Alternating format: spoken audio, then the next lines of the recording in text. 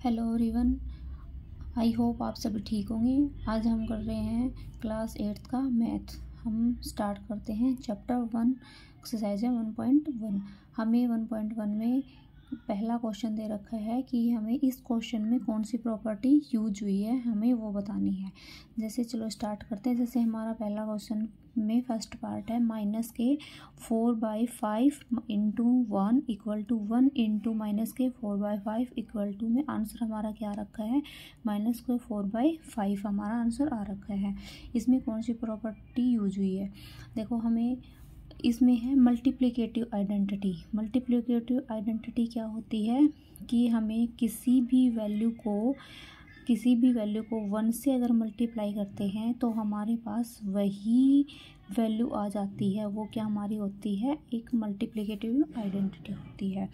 जैसे कि हमारे पास जैसे 3 को 1 से मल्टीप्लाई करते हैं तो हमें 3 ही मिलता है।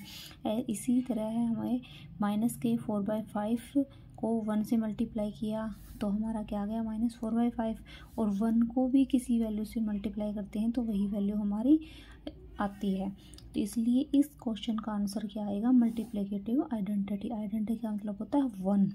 हमें किसी भी वैल्यू को 1 से मल्टीप्लाई करते हैं तो हमें वही वैल्यू मिलती है, वही वैल्यू आती है, तो उसको बोलते हैं मल्टीप्लिकेटिव आइडेंटिटी। हमारा सेकंड पार्ट क्या दे रखा है कि हमें दे रखा है -13/17 मल्टीप्लाई में -2/7 इक्वल टू -2/7 इंटू में -13/17। इसका मतलब क्या हुआ, जैसे हमें इसको मान लेते हैं लेट ए और इसको लेट कर लेते हैं हम बी। मतलब हमारा क्या हुआ, ए मल्टीप्लाई में बी इक्वल टू में बी मल्टीप्लाई में ए। हमें ये दे रखा है। हमें ये वाली प्रॉपर्टी क्या होती है, इस प्रॉपर्टी को हम क्या बोलते हैं, कम्यूटेटिव प्रॉपर्टी।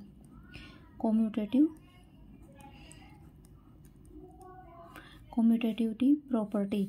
तो इस प्रॉपर्टी का क्या नाम हमारा, कम्यूटेटिव प्रॉपर्टी। जैसे कि ए इंटू में B equal to B into में ए, वो हमारे कौन सी होती है, कम्यूटेटिव प्रॉपर्टी होती है। नेक्स्ट हमारा थर्ड पार्ट दे रखा है -19/29 मल्टीप्लाई में 29/19। इसका हमें आंसर हमारा क्या रखा है, 1। इसका क्या मतलब हुआ हमारा कि हम किसी भी वैल्यू को उसके इनवर्स से मल्टीप्लाई करते हैं तो हमारे पास आंसर क्या आता है, 1 आता है।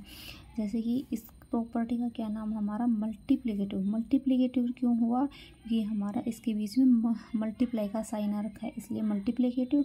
और इनवर्स मतलब इनवर्स से हमने मल्टीप्लाई किया था।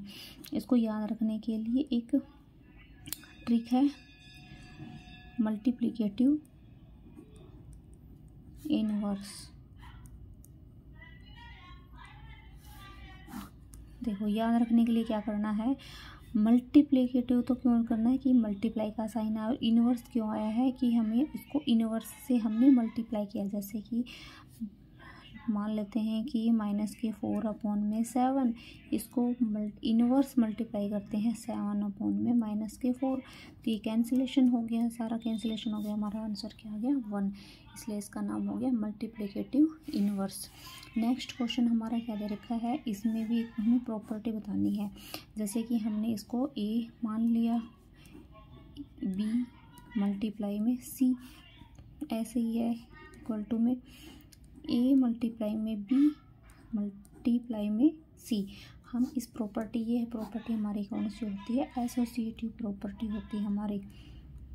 कौन सी प्रॉपर्टी होती है, एसोसिएटिव प्रॉपर्टी।